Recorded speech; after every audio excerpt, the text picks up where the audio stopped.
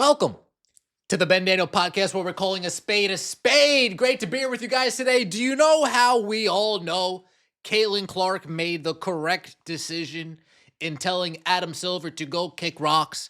Telling the NBA, you know what, maybe we'll revisit this in a couple days when some things that I want in writing are met, when some of my requirements are met. Maybe we'll revisit this when you guys get closer to All-Star Weekend and are really scrambling to find a reason for anybody to sit down and watch NBA All-Star Weekend. Do you know what the biggest tell in all of this is that Caitlin Clark made the right decision?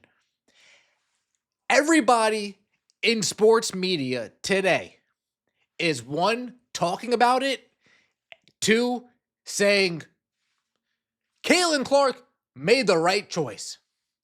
When everybody's saying Caitlin Clark made the right choice, when everybody's saying, yeah, Caitlin Clark definitely should have snubbed the NBA, when there's nobody out there on Fox, on ESPN, when there's nobody out there going out of their way and saying, oh my God, this is a huge opportunity Caitlin Clark's missing, performing with the NBA All-Star three-point contest, when there's nobody out there saying that, Caitlin Clark clearly made the right decision.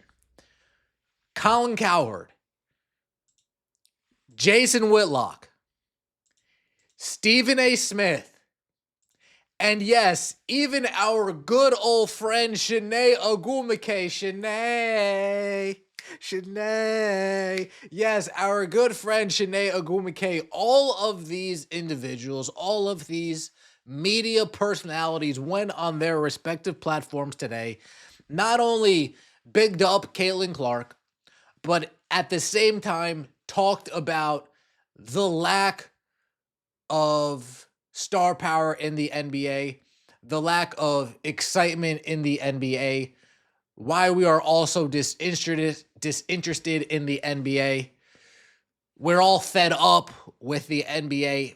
Not only did we touch on Caitlin Clark's greatness, but we also took a massive dump on the NBA today in sports media, and I am here for all of it. Let's start with what Shanae Ogwumike had to say.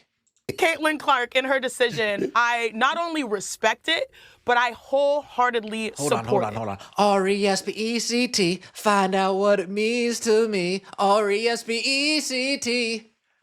You guys know, that's why you come here, because you guys are thinking that too. And you come here because you're like, Ben, you're just going to let that go right by you? You're just going to let that go right by? No, I'm not, folks. I'm not. Let's start from the back. Let's listen to it again. No interruptions. Let's go. Caitlin Clark, in her decision, I not only respect it, but I wholeheartedly support it. You know, a lot of people say that Caitlin Clark moves the needle. That is wrong. She is the needle. She dictates. We all know what she's done on the floor. It's history, right? But off the floor, my goodness, she and the Indiana Fever accounted for 45% of all the broadcast value of the WNBA last season. She accounted also for helping drive the numbers of merchandising up 500%. Of course, her jersey was #1. And most importantly, I think people look at this and think she said no. That's not the case. She said she wants her first competition to be an Indy at WNBA All-Star, which to me is huge. People don't see the numbers below. Like the economic impact, $36 million she drove to Indianapolis just by showing up as a rookie and making history. And so I understand her point of view. She wants to probably let other athletes shine. Caitlin Clark and her... Folks, don't worry, folks. Don't worry. But Ben, what about all the time Shanae made up this bogus Rookie of the Year race this past season? Don't worry, I didn't forget. But Ben, what about all the time Shanae pushed this bogus double-double upon us all season? Don't worry, I didn't forget that. But Ben, what about when she said she wasn't good enough for the U.S. Olympic team? Folks, don't worry, I did not forget. I did not. What do they say? You're like a rhino, you don't forget? It's an elephant, Ben, it's an elephant. I'm joking. I didn't forget. let's give Shanae some credit here. Let's just say, Shanae, good job, Shanae. Let's just give her credit and let's move along, right? Let's move along. Now, during the same show, Stephen A. Smith, he took some shots at the NBA, and we've been doing that for a while here, folks, since the WNBA season stopped and since the NBA season started. Besides Jason Whitlock, let's be honest, who's been more about talking about appreciating how hard the WNBA players have been going compared to the lack of effort they give in the NBA more than me? I'm just, let's see what he has to say. We know that the NBA players are the best basketball players on the planet. Their gifts, their skill set, their athleticism, etc. is unrivaled, all right? We understand that. So why is the WNBA so appreciated? It's not just because there's ladies out there performing and showing that they can ball as well. No. You know what the biggest reason is? What is it? Y'all freaking care. You care.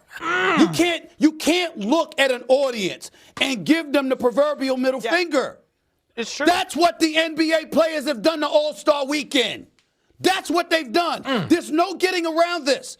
It's a travesty. The league, I'm telling you right now, if the league wouldn't do it, I'm at a point where if they don't show, again, I'm not saying anything should be required, but a little more effort. Just compete with each other, not like a regular season game. Act like you're playing in the summertime, just working out. Give that kind of effort. If you can't do that, I don't think the fans should show up. I think the league should cancel an All-Star Weekend. You can't do this. You can't continue to take the audience, the paying audience, I might add, with sponsorship dollars all over. You got a $76 billion deal for a reason. You can't just snub your nose at them. Yes, you can. Yes, you can, Stephen A., because they already got the contract. They already got their money. Time to hang it up, folks. Time to hang it up, folks. I already got my money. Oh, I got paid. Oh, I'm done. Time to kick up my feet and relax. Why bother? Why bother? I already got paid and my money is guaranteed. I'm good. I'm the NBA. I got my sponsors and the money's guaranteed. I'm good. We got Jason Whitlock on the track. I don't know why that sounded like that fit, but that fit. Like everyone else, Caitlin Clark lost all respect for the NBA. Oh. Feminists are not our allies. We need to figure that out, men. This whole WNBA experiment, this thing we finance, is eventually turning back to destroy the NBA. Do you guys remember, and that's my fire starter, but let me expound. Do you guys remember when I suggested this summer or this past summer or 8 months ago, I was like, hey man, the WNBA is going to end up surpassing the NBA.